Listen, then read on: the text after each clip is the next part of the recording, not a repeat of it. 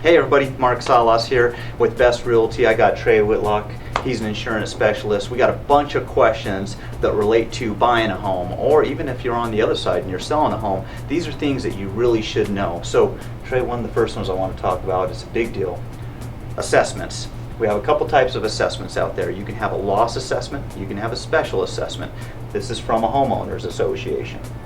Now, special assessment, typically that's not something that's going to be covered by insurance. That's when your HOA says, hey, we need a new fence, and by the way, everybody, we need you to pitch in for the fence. That's not a claim that we can file. There's not a loss that's associated with it. Typically, that's going to be wear and tear, or maintenance of the property. Yeah, maintenance of the property. Okay. There's potholes in the in the parking lot. And there's really stuff no like insurance that will protect you for that, right? Typically not, because insurance is truly meant for sudden and accidental damage. Okay. Not wear and tear or loss over time.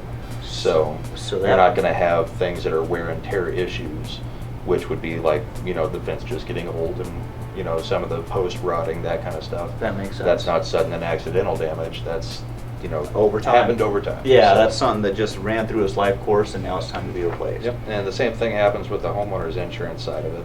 I mean, you don't have assessments typically on homeowners in general anyway, because that typically falls in a condominium association. Exactly. But the homeowners, I mean, in Colorado, we're all kind of used to getting our roofs done because we have hail here so Yep. often. But in other parts of the country where there's no hail, I mean, your 30-year roof, once it hits 30 years, you're not getting a new roof from the insurance company. That roof has lasted its lifetime, and you're going to be paying it out of pocket as a wear and tear issue on your house. There you go. So after it's this old, it doesn't matter. It's ran through its course and the insurance looks at it like, hey, listen, it did its job. It's 30 years old. We're not replacing it. We're not giving you any money for it. Yeah, right? you wouldn't expect on a wear and tear on a roof that's gotten that old Okay. that you would be getting, it replaced just because it got old. Gotcha. It's actually done its job, and it's just one of the upgrades you have to do to your house at that time.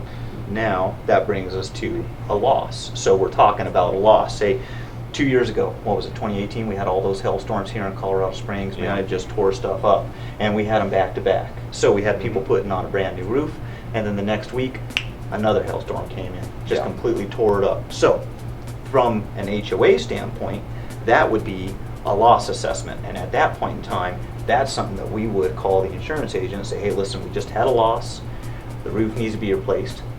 And my experience is you've been one of the only companies to back that up. And what I mean by that is I had some other clients, even myself, on some of my properties that I own, and my insurance company on some of the other ones. They wouldn't back up the claim, or they only backed it up to a certain amount. So when we get loss assessment, there's one thing that I always tell my clients, it's very important that we ask for an amount. What do you usually recommend whenever we do a loss assessment? Anymore, I recommend the max amount that the company will let you do. In my case, that's $50,000 Okay. of loss assessments, which Perfect. typically is going to cover any assessment, because most of the bylaws and the CC&Rs for the HOA are going to outline what the max that the assessment is allowed to be within that HOA. Okay. Now, they can amend those bylaws and stuff, but typically you see 10 to 15,000 as the max that they'll ask for. But it's always better to be overinsured, and in that case, 50,000 is not a lot more in cost than 20,000 or 10,000. So you might as well make sure that you're covered there. So what that means, and I get a lot of my clients when we're going through the contracts and I'm saying, all right, this line item is this line item is this. Their eyes usually open up when I tell them the bad. Like, this is what this means. So Right. what I've had a client, we bought a home, we were under contract, we had a hailstorm. It totaled out the roof. Okay, now the HOA owns the roof. The individual does not own the roof. So we closed. 5 months later, the HOA deems that it's a loss. And at that point in time, that's when you guys say, yes, we recognize it as a loss, because that's when the homeowners association who owns the roof deemed that it was a loss. Am I correct? It depends on the company, honestly. Yes. Some companies will go by the date that the assessment was voted on within the directors for the HOA. Okay. Others go back to the actual loss date, and it depends on which company you're with and how they do their loss assessment coverage as to whether you needed to have that coverage on there during the date of loss, or whether it needed to be on there just before the assessment actually was sent out to the customers. Exactly. So that's a huge point, because in this case, the client didn't own the property. Right. He didn't own it for another month. We had just went under contract, and boom, we got a hailstorm. The owner says, hey, we're going to take care of everything. However, they did have a roofer come over there and look at their specific unit, but once again, they do not own the roof. Correct. So now we closed on the property. Client says, hey, listen, I'm good. I got insurance. We have a loss 5 months later, and his insurance company says, we're not protecting you. And the reason we're not protecting you is because you did not own the property when you had the loss. And that one gets to be a sticky situation, because who does it fall on? The original property owner who had the house at the time of the loss? Yep. Or the one who has it at the time of the assessment? And at that point in time, the original property owner no longer has insurance on the property. Correct. So their insurance company can say, you canceled the policy, we're not covering you.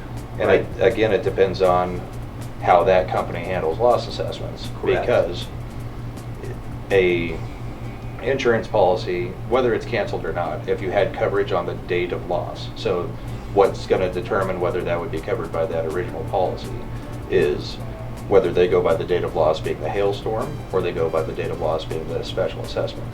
So if you had coverage, even if you don't currently have coverage, but if you had coverage back on that date and that's how they do it, then that may be covered. Okay. All right, so we got two entities here that we'd be working with.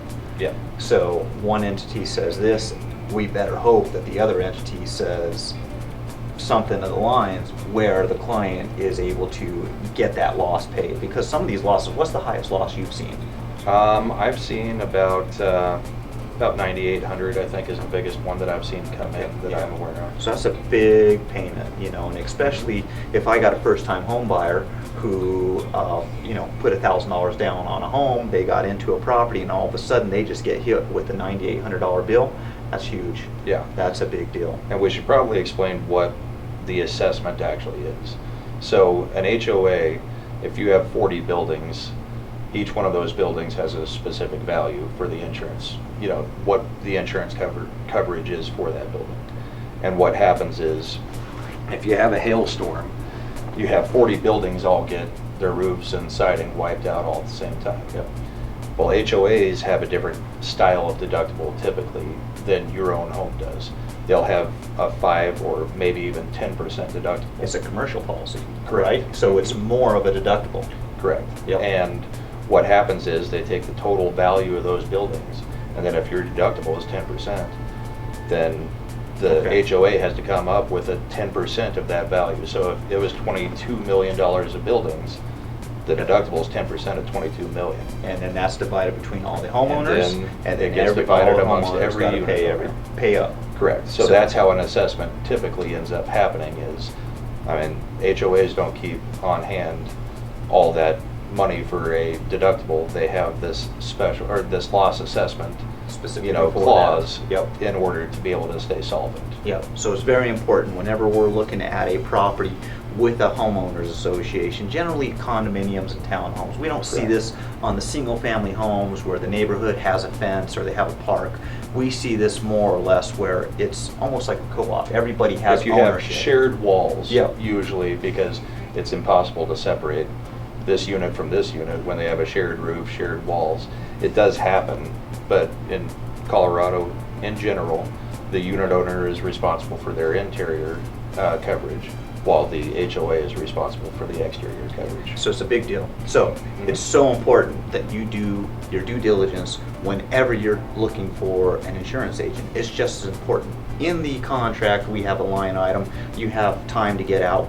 These are some of the questions that you should be asking. How much is my loss assessment coverage? So people will give you loss assessment coverage, but I've had it where they say, yeah, we'll give you $1,000. Right. Well, if you get a $9,800 bill and you got $1,000 loss assessment coverage, that's not very. It's something, but you're not gonna be happy. Yeah, and then on top of that, they probably have their deductible, right? Correct. So, There is a deductible. that we do applies. have a deductible. And the other thing I tell my clients, it's super inexpensive, but you gotta ask for it. I Correct. mean, you know, we're talking, And it depends on who you're going through. I mean, if you're going through an agent, most companies that use agents, the agent is going to know that if it's a condo, you better have loss assessments on there. If you're going through a company that's a call center, I mean, they may not know. It Yep. may not be it's the difference between. Colorado specific in their heads because they're not dealing with just Colorado. Very true. So, So it could be the difference, just like car insurance. You can have insurance that's super inexpensive. Yes, you got insurance and you feel like you're covered, Yeah. but you don't know until you have a problem. When you have a problem, that's where you really want the backing of your insurance agent and the company that you've used. correct, because insurance, I mean, it's one of the only things where the insurance company isn't selling an actual product, they're selling essentially a promise that when something does happen, we're going to live up to whatever the options that you selected on that policy are. Yeah, that makes sense. So having somebody who can educate you what options you need for your specific instance, that's where the agent comes in and is a useful tool. Yeah, So- and that's where you should, I guess you shouldn't really get to know, but you're gonna get to know your agent when Yeah. you have problems. That's why I like doing business with people face to face, because if I have an issue, I call you on the phone. I say, hey, listen, Right. I got this issue. You're like, all right, Mark, take care of it. And Send you it call over." me, you're always going to speak to somebody in the office that knows you. Yeah. You call a call center, you could get a different person Yeah. every time for And- the whole term that you have insurance through that company. So very important. Yep.